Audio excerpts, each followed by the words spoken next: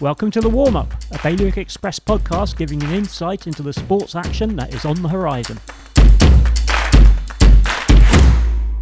Guernsey football will be transformed by a new dedicated home ground.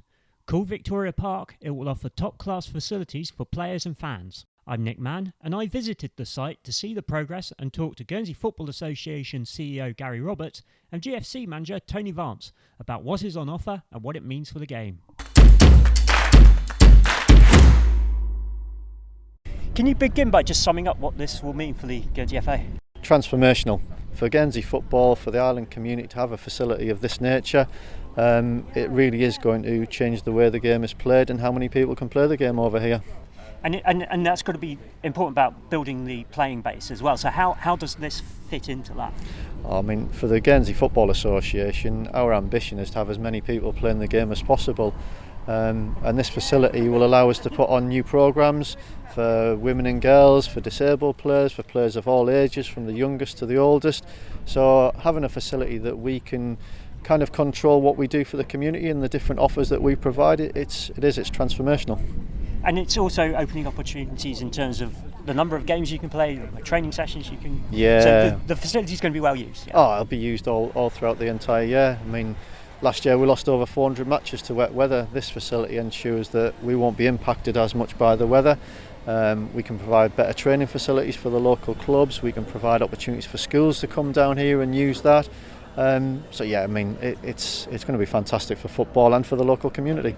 And just really quickly, can you just take us through a bit of a verbal tour of what's being done? Yeah, so we're standing in the middle of the pitch now, which will be a state-of-the-art 4G pitch, which is the same playing surface that's been used for Champions League teams, international matches. We've got 600 seats, spectator capacity around the ground in terms of covered terracing behind each goal. We've got a clubhouse which caters for up to 80 people, and then behind myself we've got 3 changing rooms, one of which will be the designated changing room for all the Guernsey teams, including Guernsey FC as well. And those changing rooms, especially that dedicated changing room, has been done in a specific way as well? It has. I mean, this facility is aspirational for young players, so we want to ensure that all those players who are coming through and want to aspire to be in our academy, play for Guernsey in the Island Games and the Marathi and play for Guernsey FC, they've got the best facilities that support their development as well. And this has been a long-term vision, so 10 years back, is it? 10 years. We first had a conversation back in 2014 about our ambition to build a home for Guernsey football, and a community facility is what we always envisaged this would be. And now that we're here 10 years later, to see it becoming a reality, I mean, it's exciting times. And the first game's going to be in the spring? In the spring, the current project timeline is to be complete in March next year. Whether we manage to get that forward a little bit, we're not sure yet, but yeah, it'll be early spring next year for sure. And what are your thoughts? What do you think you'll be feeling at that time when you first see a ball kicked on this facility? I think it'll be one of immense pride that as a collective, the group of people who've been behind this project have been able to bring that vision to life and create this facility that the island should be proud of at the end of the day. And can you take us, talking about that team, but give us a sense of how many people have been working to get this to the reality stage? Oh, I mean, there's quite a number of people who've been involved behind the scenes. Myself and our steering committee who are driving the project forward. We've got our consultants, Jason Powers Consultants, who are keeping us on track and what have you. And obviously you've got the contractors now, the architects, people in the background, including our board of directors at the GFA. So it's a full team project that's got us to this point now. How important is a facility like this for GFC?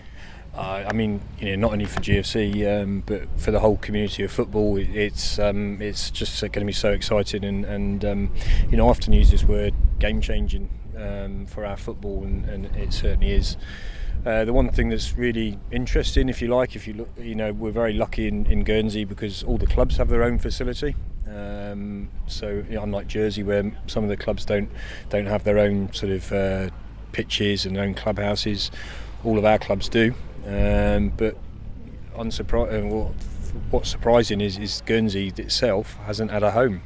So here we are. Obviously Guernsey FC are going to be playing at this home as well, which is absolutely fantastic.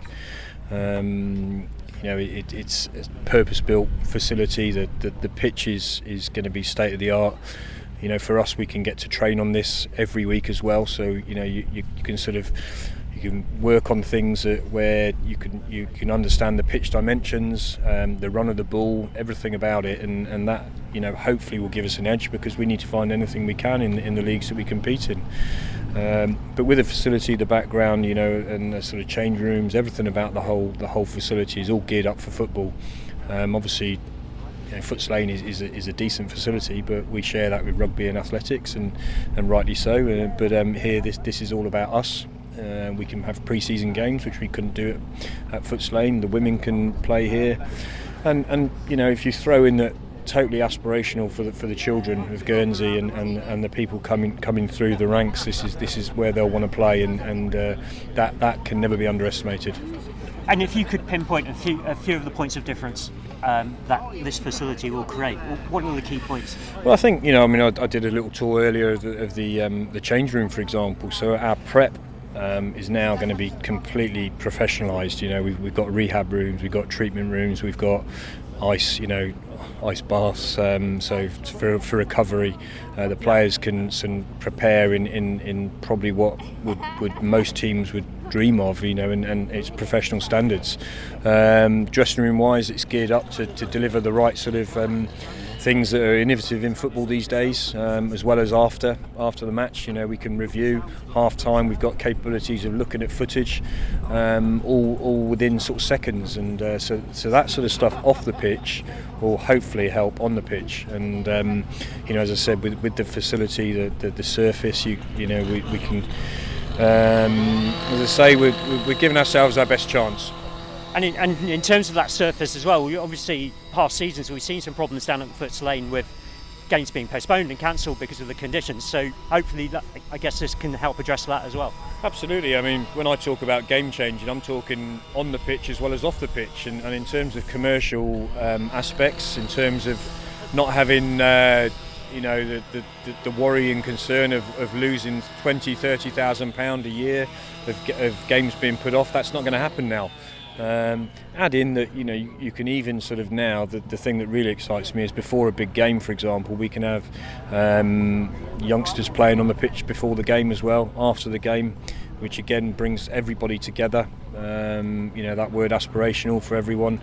It's going to be a real community sort of feel, and everyone within the club on off the pitch will be together. And I think commercially it goes without saying, we've got a clubhouse here now, we've got a facility, so hopefully it's going to be a real turning point for us. And as well for the crowd experience as well. Oh, magnificent! Everyone loves new facilities, and this is going to be, as I said, top notch. The stands, everything's relevant to us, and the level of football we're playing at.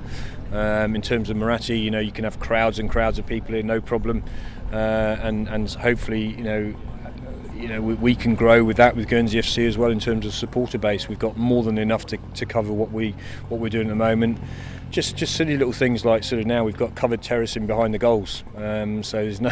You see those poor supporters who are exposed at Foots Lane. Now they're going to be, in luxury. Now, if we can make that to our advantage, absolutely fantastic. So not only on the pitch is everything is state of the art, off the pitch as well.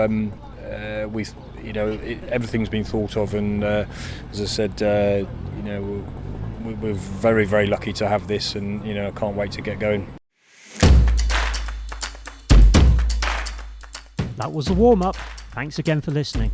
Please like and subscribe for more. You can find all our sports news on gsy.bailiwickexpress.com and on all our social channels. Sign up to our daily email to keep up to date on all the work the Express team does.